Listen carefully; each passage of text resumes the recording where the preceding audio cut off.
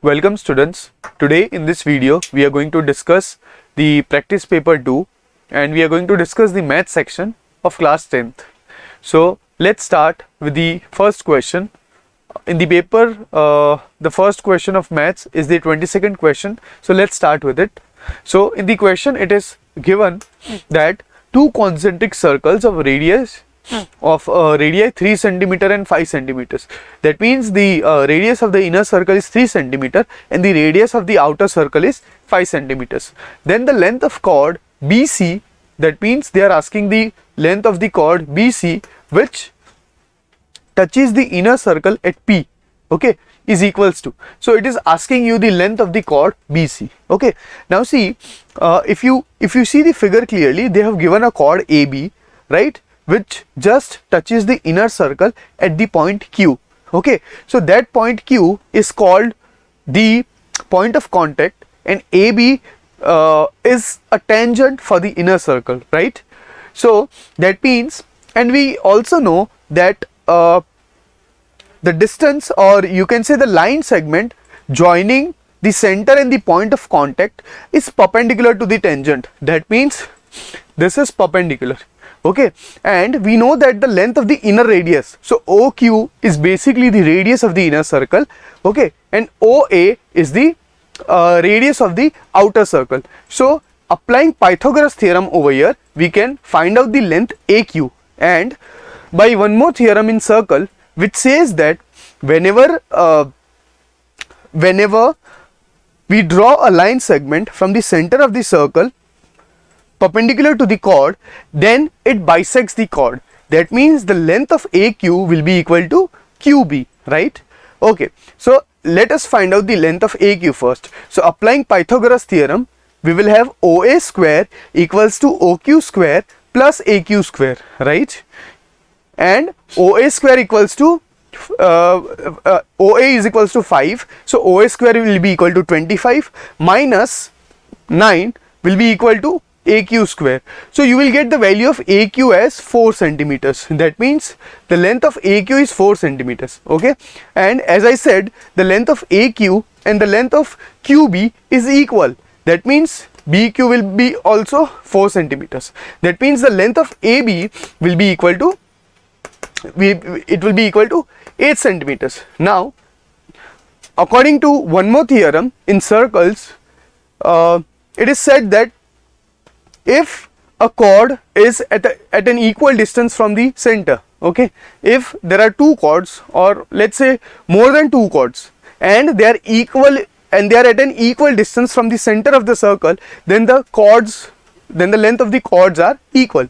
That means the length of the chord AB and the length of the chord BC should be same, because if you see, when I join O and P, again this is 3 centimeters, right? So the chord AB and the chord BC are at the same distance from the center of the circle, hence the length of the chords will be same. So as AB is equals to 8 centimeters and which will be equal to BC, and that is our answer. The length of the chord BC is 8 centimeters. So option C is the correct answer for this question. Okay, now let's move on to this next question. Now in this question, see, as soon as you read the question, you should get an idea what you have to do. Like in this question, what is told, it is given that if A cos theta plus B sin theta equals to 4 and A sin theta minus B cos theta equals to 3, then A square plus B square you have to find out, right? See, A squared and B squared. So you should know over here that you have to do the square of this equation, then you will get A squared and B squared. Okay, so first what will I do, let us name this as equation 1. Okay, if I name this as equation 1, okay, and what am I doing, I am squaring on both sides of the equation. So this will become what, A cos theta plus B sin theta whole squared equals to 4 squared, right? Because I am squaring on both sides. So on solving this, what will I get? I will get A square cos square theta plus B square sin square theta plus 2AB cos theta into sin theta equals to 16. Okay, let me name this as equation number 3. Okay, okay, fine. And let me name this as equation number 2. I will do the same thing over here also. It is A sin theta minus B cos theta is equals to 3. So what will I do? I will do squaring on both sides. So when I do square on both sides, so what will this become? It will become a square sine square theta plus b square cos square theta minus 2ab sine theta plus cos theta equals to 3 squared is 9. Okay, now what will I do? I will add the two equation. On adding the two equation, what will I get? A square cos square theta plus a square sine square theta plus b square sine square theta plus b square cos square theta plus 2ab cos theta into sine theta minus 2ab sine theta into cos theta. That means plus 2ab sine theta cos theta and minus 2ab sine theta cos theta will get cancelled out from the left hand side. So I will have only a square cos square theta plus b square sine square theta plus a square sine square theta plus b square cos square theta on the left hand side. Okay, now if you see over here, a square cos square theta and a square sine square theta, a square is common, so inside the bracket you will have cos square theta plus sine square theta. Similarly, in b square sine square theta plus b square cos square theta, b square is common, inside the bracket you will have sine square theta plus cos square theta, and we know that sine square theta plus cos square theta is equals to 1. So over here this will become 1.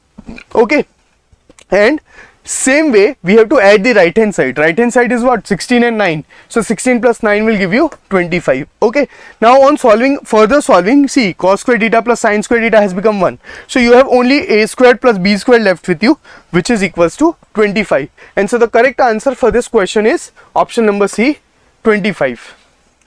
Okay, now let's see the next question.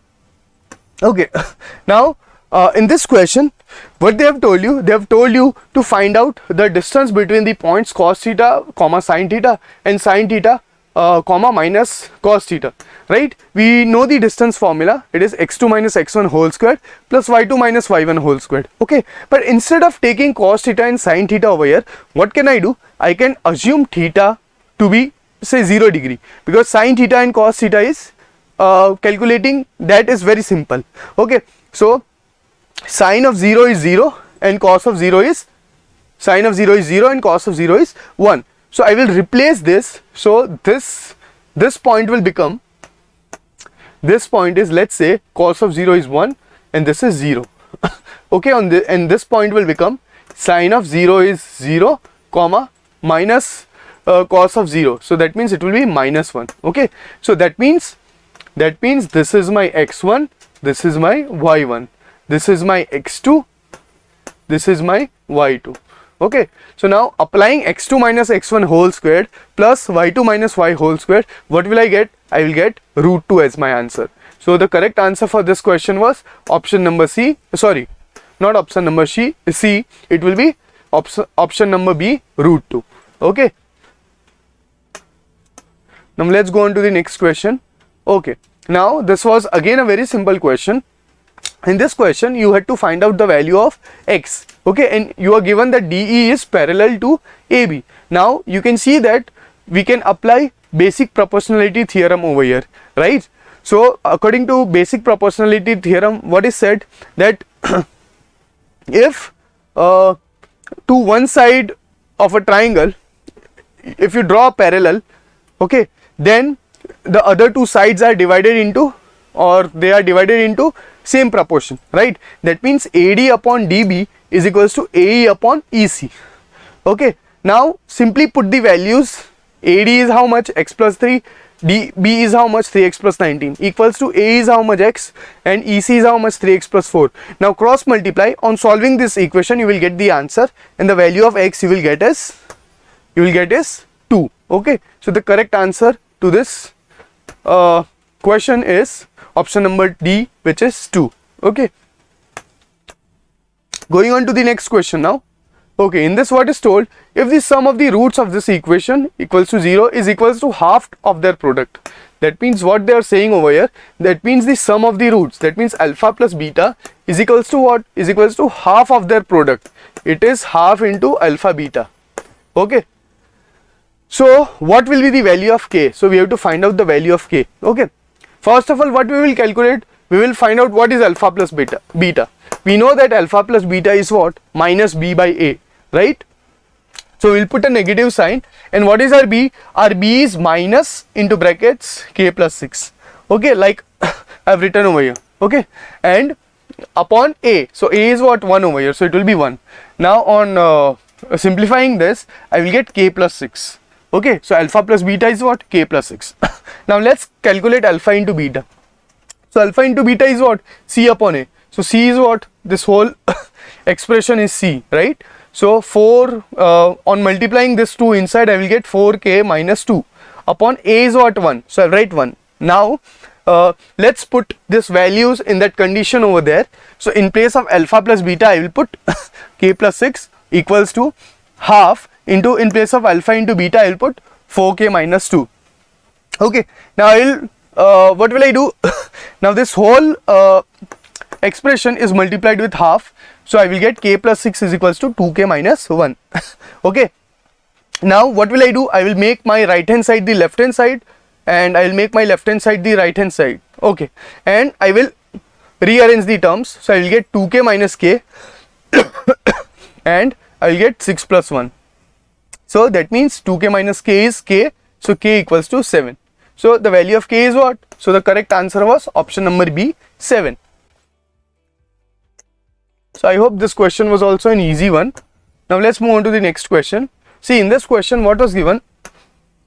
It was given that if the sum of LCM and HCF of two numbers is 1 to 0, so the sum of LCM and HCF is 1 to 60, and their LCM is 900 more than their HCF. Okay, so LCM is what?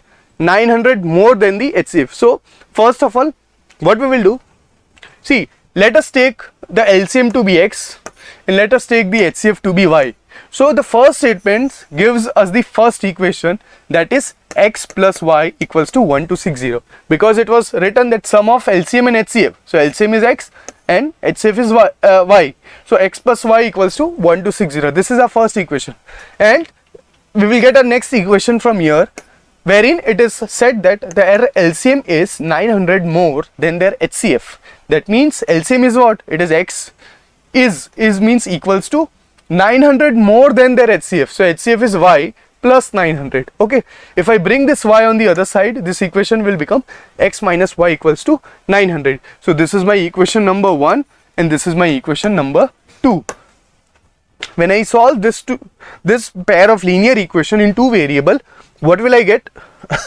I will apply elimination method over here, and plus y minus y gets cancelled out, so I will get 2x is equals to 2160. So my x will be equal to 2160 upon 2, that gives me x is equals to 1080. That means what? That means the HCF is what? My x is LCM, so LCM is what? LCM is 1080. Now we can put the value of x in any of the equation 1 or 2 to get the value of y. So I will put the value of x in equation number 1, and on solving, or you can say on simplifying this, I will get y is equals to 180. That means my LCM is how much? My LCM is 1080 and my HCF is 180. Okay, and we are told to find in the question the product of the two numbers. Okay, we are told to find out the product of the two numbers. Now we know that product of two numbers is equals to the LCM into HCF, right?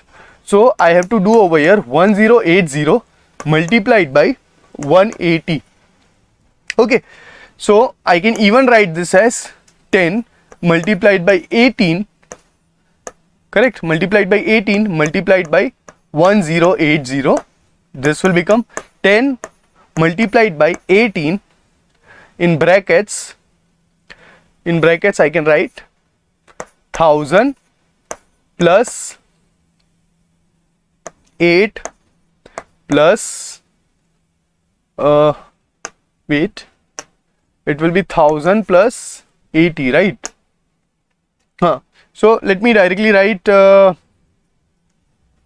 1000 plus it's 80, so it will be 18 to 10. Okay, so I will write 80.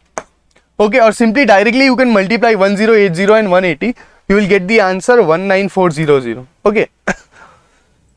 Fine, so the answer is 194400. So the option number B is the correct answer to this question. Let's move on to the last question then. This was the last question in the practice test 2 in math section, and the question is, if alpha beta are the zeros of the polynomial, x square plus x plus 1, then find out 1 upon alpha plus 1 upon beta. So in this, first of all, what we will do, 1 upon alpha plus 1 upon beta, we will simplify this, and what we will get on cross multiplying, we will multiply this beta over here with 1, and we will multiply this alpha with 1. So we will get beta plus alpha whole upon, then we have to multiply the denominators. This is a basic cross multiplication method of fractions. What do? We multiply this denominator with the numerator of the other fraction, then you multiply the denominator of first fraction with the numerator of the other fraction, and then we multiply the denominators to each other. So we will get this. Okay, now beta and alpha can also be written as alpha plus beta, right? So alpha plus beta upon alpha into beta. Now in this polynomial, let's find out what is alpha plus beta. So alpha plus beta is equals to minus b by a. So it will be, b is what? The coefficient of x. So the coefficient of x is 1. So we have the negative sign, so I will put negative sign, and in place of b I will put 1 whole upon the coefficient of x squared. A is what? The coefficient of x squared. So that will be 1. So 1 over here. So minus 1 upon 1 gives minus 1. Similarly, if I have to find out alpha into beta, that will be equal to what? C by a. So C is what? 1 upon 1. So that will give me 1. Now I have the value of alpha plus beta, and I have the value of alpha into beta. So simply in this value, or you can say in this expression, I will put this value of alpha plus beta and alpha into beta. So alpha plus beta is minus 1 and alpha into beta is 1. So minus 1 upon 1 gives me minus 1. So that means that means 1 upon alpha plus 1 upon beta is equals to minus 1, and this is our answer. I hope you all have understood each and every question in this practice paper. If you have any doubt, you can ask the question in the comment. Okay, thank you.